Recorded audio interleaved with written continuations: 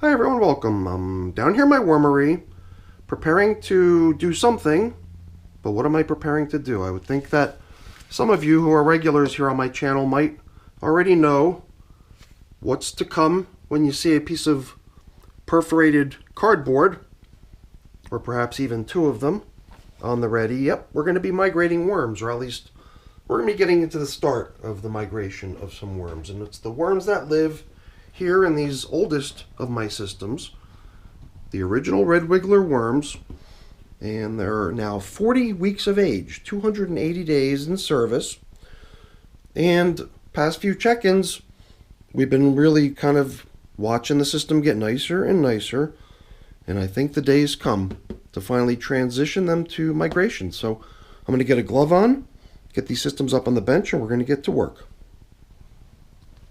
So now what gets us to today is what started out as routine composting phase for 208 days, followed by the past 72 days of foraging, which is really the only distinguishing factor between those is foraging includes no bedding.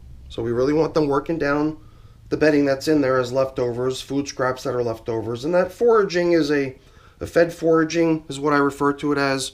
So there's feedings occurring all the way through that. And just for the record, 23 feedings so far into these systems. And now, after today, we begin migration, which also includes a feeding, but in a way I don't really consider those foods that get used to lure the worms out and then eventually, haul the worms out. That stuff ends up just becoming material that surrounds the worms as they're relocated. So to me, the product of what's here, all these castings and vermicompost, is the kind of the culmination of 40 weeks, 280 days, and 23 feedings. All right. So now there's a couple things I'm going to want to try to preserve here. My idea was that if there's any top covering paper, like what's left here a little bit in bin number 2, we could use it to assemble the feeding zone. I just don't know what I'm looking at here. What is this? All right, some sort of unusual stringy stuff. And there's a worm hanging out on it. All right, I didn't notice that before. I'm not sure what it is. We'll go into it with like a little leap of faith that we'll hope that it eventually breaks down. Here, these top coverings have held up a little bit better. All these things could be used to assemble our feeding zones. Now this to me looks like a little piece of plastic. I don't think it's going anywhere. At least I get that impression. So this is just coming out. So before we do that, I'm going to start treating all this stuff to be recycled as materials to build the horizontal migration feeding zone. I'm going to treat them as generic. Doesn't matter which system they end up going back into. But there are a couple things I do want to keep specific to each system for whatever reason. I don't know why, but I know that there was a couple large slow composting items that I figured let's just keep them with their parent system. So this lighter color filter here versus this more stained one, we'll put all these things like this pumpkin stem here, this kiwi skin, and there was a half of a mango seed right there. And we'll do the same here, just really quick to extract those things that will go back into each system, back into the system from which it was removed, but back into the horizontal migration feeding zone that we're going to create for them. So everything else, as far as I'm concerned, is the rest of the stuff that just is going to become our harvested castings, So I figured what we've got to do is nudge all of the material over into one edge of the bin, leaving us room to set up the horizontal migration feeding zone. So now here, the label is facing you, which is the part that faces the inside of the wormery. The part of the bin that's facing me is what's up against the wall. So, you know, I think it'll be really easy. I thought that I maybe build the horizontal migration feeding zones in such a way that they're almost like semi-swamped with perhaps what some would consider to be too much moisture. Deliberately. Do it that way on purpose. But to keep the moisture in the horizontal migration feeding zone, I would just prop up the front of those bins so that they're tipped backwards. I don't know. I'm still chewing on that idea. Do I really want to do it that way? Or maybe set it up that way so that I can just make sure that they're propped up properly on the bench already or on the shelf already. And then I can apply the moisture, and then the moisture would go right where it belongs and not end up everywhere else. So I don't know. I'm just still thinking it through. And here and there I do see little fragments of stuff that seem like they're going to probably take time to break down still. So even if the worms decide to evacuate this material and come on over into the horizontal migration feeding zone that we're going to create for them, then you know, maybe there is some stuff that could benefit from being sifted out of here versus just being left behind. Here too, a fairly good sized chunk of something. Quite possibly the outer husk of a mango seed. For some reason it seemed like it could have been a piece of that. So things look very nice here. Get these couple wormies back into the material. Although if you think about it, here's where I want them to come eventually, right? So shouldn't be discouraging them from coming over this way. And so here too, I'm just kind of going through the whole batch just to get a little bit of a reality check, and I guess sort of a final opportunity to pull out anything that seems like it's a little bit bigger and might just be best off being put over into the horizontal migration feeding zone.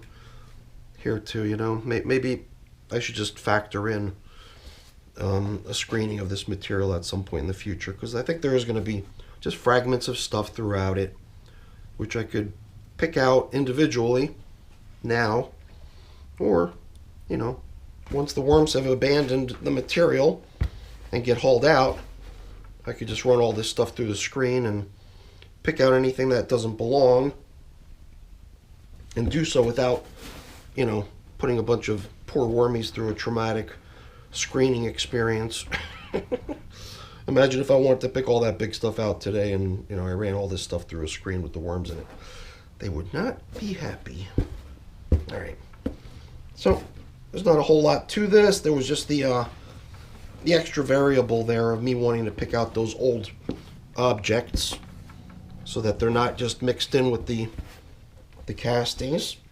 So now we're almost done with bin number 2 here in terms of creating enough space into which we can place our horizontal migration feeding zone. Okay, looking good, looking good.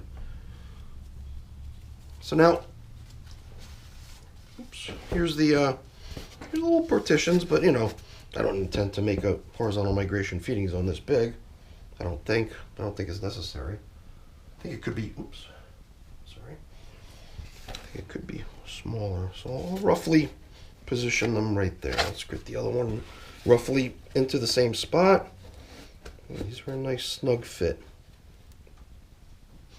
And I guess the only reason I like to use these is that it just keeps the castings and the vermicompost free of the materials that I use as bedding, such as this stuff here, full of itsy bitsy particle stuff. But another measure that I thought I could take here in the assembly of our feeding zones was to kind of use large objects like these sort of tissue papers. Those are the things that can act as sort of insulation so that I can, you know, on this side, further away from the finished castings that I'm trying to protect from debris, I could use shredded stuff. But these large objects, you know, might get worked down by the worms over time and turn to castings, which can, as far as I'm concerned, go freely into, let's get some of that paper over there, can go freely into the harvested batch of castings, but at least we know that we're doing our best to keep them nice and clean and free of all kinds of stuff like this, which I think I'll just definitely deliberately position, you know, against the wall that's furthest away from our partition. And that looks pretty good. Pretty good as a foundation. Gotta leave room because we're bringing in a good bit of yummy foods for them here. And I've got my jackknife here too, my little knife, just in case we need it, because, gosh, I'm listening to myself. My voice is horrible. Excuse me. Very hoarse. I guess I'm sort of battling with a little bit of a cold here, so this little care package here for bin number 1 includes some of those old slow composting items, so we'll get them in there, along with a couple early adopter worms coming over inside these food fragments. Simply unavoidable, I believe. So the surprise is over for them in terms of what's going on over here. Very nice, very nice. So I think these feeding zones have got enough substance at this point that we can try to help this partition wall stand on its own without help by backfilling against it a little bit. And now I think we're in quite nice shape to continue. So, like I said, I've got this knife here because look at this. It totally took on the shape of the bag that it was in. So I'm not sure what it's going to take to... Oh, look at all that. I'm dropping all kinds of yummy foods all over the place. I think I'm just going to work right over here, over the horizontal migration feeding zone of bin number 1. Where it doesn't matter if we make a little bit of a mess, because it's just a little bit of mess with some food scraps and whatever. This is, after all, our lure. We're trying to lure the wormies out of their current material, or their, I don't know, the medium in which they're living. Not sure how to refer to it as. Their home. And I got a feeling by putting all these yummy fruits and veggies out here. Well, is there any fruits in here? Or veggies? Giving them a nice assortment of delicious veggies as well as some coffee to dig into. And, well, let me think. What else do we need? I've still got a little bit more of this type of bedding material, some more napkins that we could use to further build out the wall, and do so without having any sort of small particle matter at risk of dropping over into our lovely finished castings. And now I'm almost at the point where I think we've established enough of a feeding zone here that we can really just sort of level off on the side with the finished castings and see what we're left with in terms of the depth. Because I did put a whole bunch of holes here, but I wasn't sure if the holes were going to be needed. The top row, I wasn't sure if it was going to be submerged, and it is, just barely. So I very roughly calculated how many rows of holes I would need to punch into our little partitions. Although in the past I've actually done this in such a way that the partition had no holes. I just threw it in there as a solid piece of cardboard. The worms managed to find their way around it, no sweat, and everything was just great. So the holes, I guess, are just maybe just for me, you know. So I feel like I've done my part to help the worms find their way out of their current home and into a somewhat more cozy, with fresh bedding and fresh food. And you know, let's not stop there. Let's put in some pulverized eggshell as grit, and even a little bit more of this I think would not hurt. Just to cover the foods. Got a whole bunch of carrot over here, pretty much exposed to the air. I'm going to cover this feeding zone with plastic so that it's thoroughly protected from losing its moisture content. And then I'll decide later, I think, whether I want to really go overboard and just totally swamp it and get it soaked over there. I might, or I might not. We'll have to decide that later. let's just let's give both feeding zones a good dousing with the magic wand here. A little bit of lovely moisture dropping in. And we're not going to be coming back on with the bubble wrap, because the bubble wrap, I think, has done an excellent job here in these systems, protecting these castings from drying out and keeping the environment nice and cozy for the worms. But they're way too big. I really only want to cover the feeding zones.